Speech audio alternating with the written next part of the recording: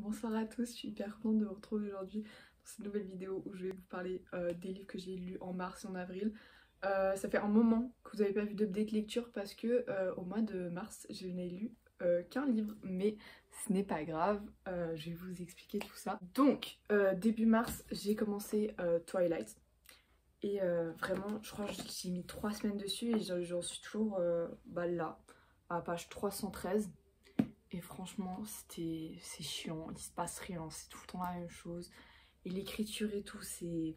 J'aime pas du tout. Enfin, en soi, ça va, mais c'est juste que il se passe rien et les chapitres, ils sont énormes. Du coup, je me suis dit, je vais pas me forcer à le lire, du coup, je l'ai mis en pause. Mais je le finirai quand même un jour, sachant qu'il me reste quand même le dernier tome, qui fait 1000 pages. Du coup, je vais quand même finir cette saga un jour. Euh, mais c'est pas pour tout de suite. Donc à ce moment-là, je me suis dit j'arrête Twilight et je commence un truc, mais que je suis persuadée d'aimer. Du coup, quoi de mieux qu'un Colleen Hoover pour sortir d'une panne de lecture.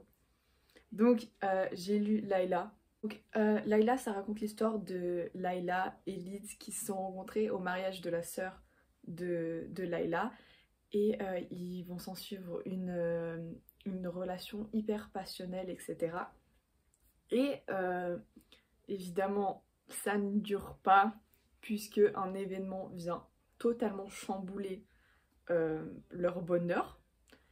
Et à partir de ce moment-là, Layla, elle a totalement changé, elle n'est plus la même personne, etc.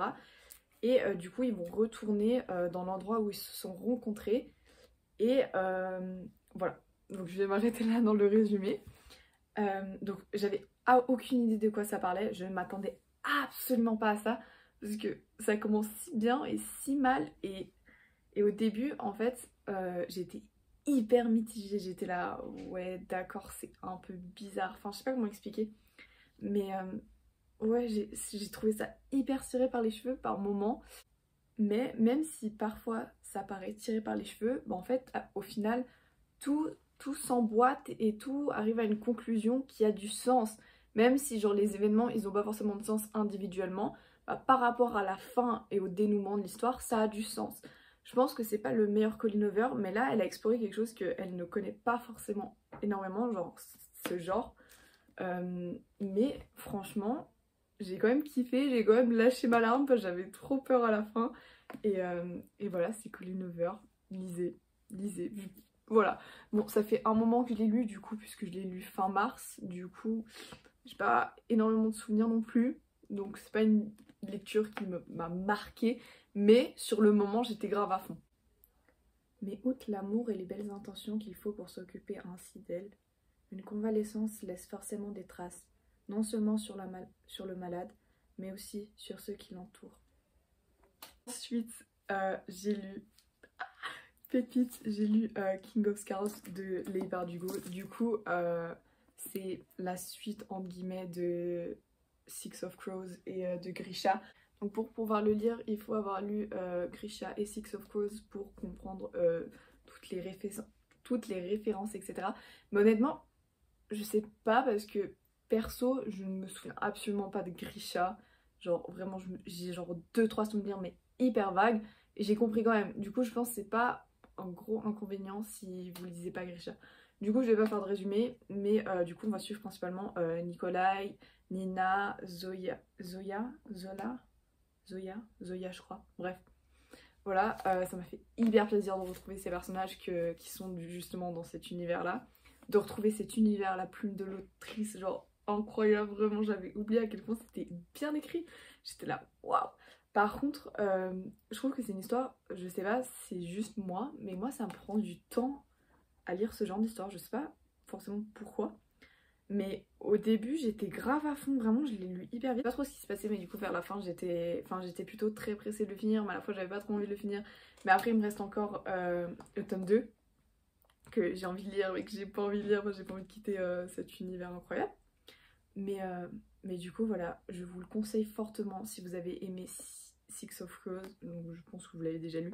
Et en plus, Nikolai, franchement, ce personnage, pépite. Contre, pour les premiers chapitres de Nina, Vous êtes après les gars, genre vraiment, j'ai cru que j'allais chialer mes morts, c'était...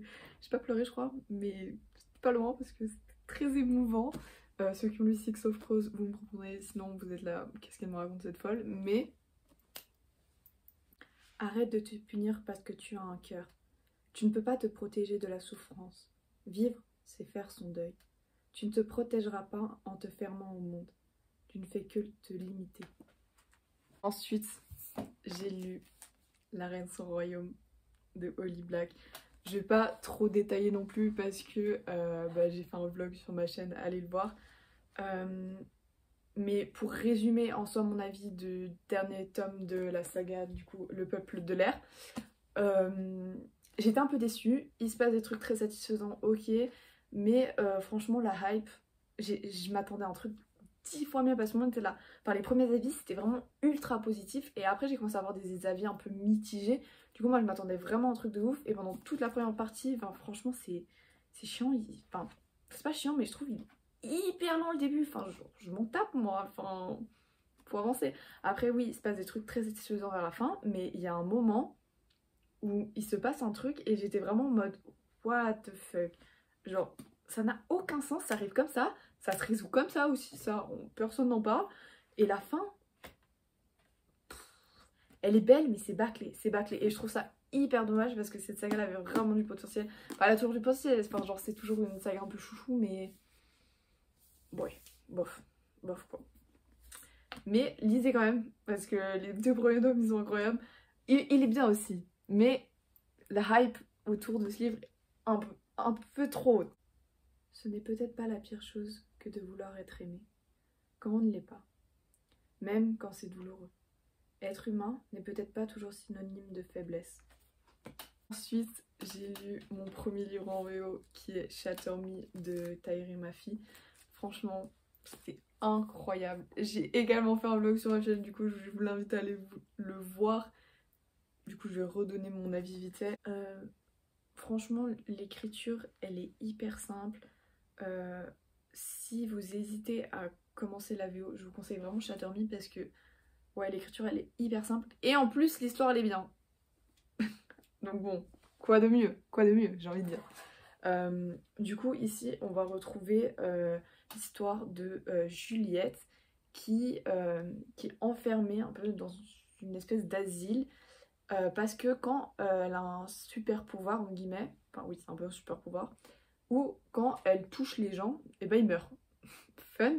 Mais du coup, on sait que, enfin, du coup c'est une dystopie, donc il y a un monde un peu dystopique, etc. Et voilà, on va suivre ça un peu, toute l'histoire, comment elle va sortir quand elle va sortir de cet asile. Et franchement c'est très cool, les personnages sont hyper attachants, même les plus détestables. Voilà, il y a beaucoup, je vois de plus en plus de gens lire Shatter Me, du coup je suis très fière de vous. J'ai très hâte de lire la suite. Normalement ça devrait être fait bientôt, ils sont hyper beaux. Ah oui, aussi argument pour que vous lisiez en anglais. Les couvertures en français, on en parle ou pas à quel point c'est moche? Là, regardez comment elles sont belles. Franchement, lisez.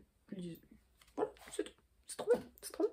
J'étais trop à fond dedans, j'étais trop fière. Je l'ai fini en 3 jours, il me semble, 3-4 jours. J'étais à fond, j'y pensais tout le temps. Bon, maintenant j'y pense un peu moins, mais des fois ça m'arrive. Mais bref, j'ai kiffé quoi. J'ai trop aimé. Déjà, le dernier livre, je sais pas si mes avis sont constructifs, mais du coup, parce que ces deux-là, je les ai lus il y a un moment, et ces deux-là, j'ai fait des vlogs sur ma chaîne. Du coup, je sais pas si je me répète ou quoi.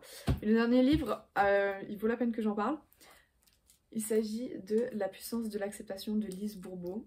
Donc, j'ai extrêmement beaucoup de choses à dire là-dessus. Donc c'est un livre de développement personnel où évidemment on va parler d'acceptation comme l'a dit le titre. Mais pas que, parce que ça passe par tellement de sujets et je pense que c'est impossible de pas se reconnaître dans l'une des situations qui est décrite. Parce que du coup, pour qu'on puisse comprendre le système et ce qu'elle enseigne aux gens, donc Lise Bourbeau, et ben on va suivre des personnages qui sont fictifs mais qui c'est des situations que je pense qu'il nous est déjà tous arrivé dans notre vie.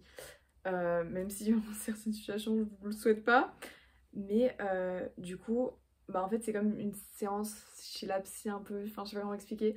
Et après du coup bah, c'est sous forme de discussion où la personne elle va dire ce qu'elle ressent et Lise Bourbeau du coup elle va répondre et elle va expliquer, enfin elle va poser des questions et tout. Et franchement ça m'a grave changé, ça m'a grave amené à la réflexion, je me suis posé énormément de questions. Euh, je le trouve très bien fait. Après, je peux trouver un peu dérangeant sur la forme dont c'est fait, du coup, sous forme un peu de... Comment expliquer? Bah, de dialogue, que peut-être les gens qui souffrent vraiment, mais qui se sentirent pas forcément légitimes, ou tu sais, juste le fait que tu lis en fait les problèmes des autres, bah, par moments, j'ai trouvé ça un peu... Un peu... Comment expliquer? J'ai trouvé ça un peu limite, enfin pas limite, mais c'est un peu lourd parfois à lire, enfin parce qu'écouter quelqu'un qui se plaint, bah à la fois ça te fait rendre compte de plein de trucs en fait que nous on fait et que en fait les autres, qu'on n'aime pas chez les autres, mais parce que c'est nous, bah on comprend, enfin on a de la peine à avoir du recul sur ça, je sais pas si vous voyez ce que je veux dire. Mais en tout cas je vous le conseille fortement, vraiment. Si vous voulez prendre un peu votre vie en main ou même juste devenir meilleur, franchement, je vous conseille ce livre. Je vois le monde différemment. J'avais déjà lu Les 5 blessures de l'âme de Lise Bourbeau. Franchement, je vous conseille. C'est une autrice, franchement, elle vous change la vie. Et vraiment, j'ai l'impression que la vie, elle est beaucoup plus simple. Bon, après, voilà, j'ai pas eu le temps de tester toutes les techniques qui sont dites dedans. Mais c'est, ouais, ça m'a beaucoup amené à la réflexion, comme je l'ai déjà dit précédemment. Et je sais qu'il y en a beaucoup qui ont un peu de la peine avec le développement personnel. Parce que je parlais justement avec un ami de ça, où je disais que je lisais ce livre, et puis je sais plus pourquoi je lui disais ça, mais il m'a dit ouais, mais enfin, moi je trouve ça bien et tout que tu lises du développement personnel, mais des fois, genre, moi je pourrais pas parce que je trouve pas la solution par moi-même. Et bah moi je lui dis oui, bah c'est vrai, tu vois, clairement, peut-être que tu trouves pas la solution par toi-même, que ça peut être un peu rageant. Mais en fait, dans ce livre, ça te pousse à la réflexion, et puisque bah, je comprends un peu déjà comment Lise Bourbeau elle pense et comment elle réfléchit, puisque j'ai déjà lu d'autres livres d'elle, bah en fait, elle donnait des conseils, et après, je sais pas, c'était sous forme de questions, et parfois j'avais la bonne réponse, parfois pas. Et du coup, c'est... Ouais, c'est pas juste ça te donne la solution comme ça. Non, c'est quelque chose que tu dois appliquer, que tu dois te dire ah, est-ce que c'est vrai? Parce que c'est pas forcément si c'est écrit dans un livre de développement personnel que c'est vrai, c'est juste une façon de voir la vie. Du coup, voilà. Je crois que c'est tout. Il me semble que c'est tout ce que j'ai à dire. Je sais pas, mais j'ai certainement d'autres choses. En plus, oh, on est accordé. Waouh, waouh, franchement, c'est trop. Mais ouais.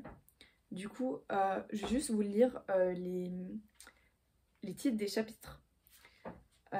Donc, les différentes facettes de l'amour, accepter le choix des proches, moyens pratiques d'acceptation, accepter d'en avoir plus ou moins que les autres, accepter la perte, accepter la maladie, accepter la vieillesse et la mort, accepter les blessures, accepter l'état de la planète, accepter les autres, l'amour avec un grand A. Du coup, voilà, ça peut vous donner peut-être quelques directions sur quoi on parle vraiment que de l'acceptation en général. Mais je vous le conseille, comme je le dis, j'ai l'impression que je tourne grave en rond. Du coup, bon, honnêtement, il y a tellement de phrases que j'ai mis en évidence. J'ai juste pris un post-it au hasard, du coup je vous lis celle-là. Si vous n'êtes pas content, vous n'êtes pas content. Si ça vous parle, qu'est-ce que vous attendez? Qu'est-ce que vous attendez? Du coup, chaque événement perturbateur dans notre vie est là pour nous faire avancer, pour nous aider à devenir conscients de quelque chose que nous devons apprendre à accepter dans notre vie. Bon bah écoutez les refs, bah c'est fini. Je sais pas si vous avez aimé cette vidéo ou si c'était très constructif mon avis en tout cas. Je vous conseille ces livres fortement parce que vraiment tous c'est des pépites. À part Twilight. Ah désolé Twilight hein, mais non. Et je regrette en fait, j'aurais peut-être dû lire Twilight avant. Je sais que j'aurais beaucoup plus kiffé. Même, enfin je sais pas, j'ai peur de voir les films maintenant parce qu'il y a des gens qui disent ouais Twilight c'est pire gênant comme film et tout. Du coup je sais pas, mais bon on verra bien. Sur ce, prenez soin de vous et à la prochaine.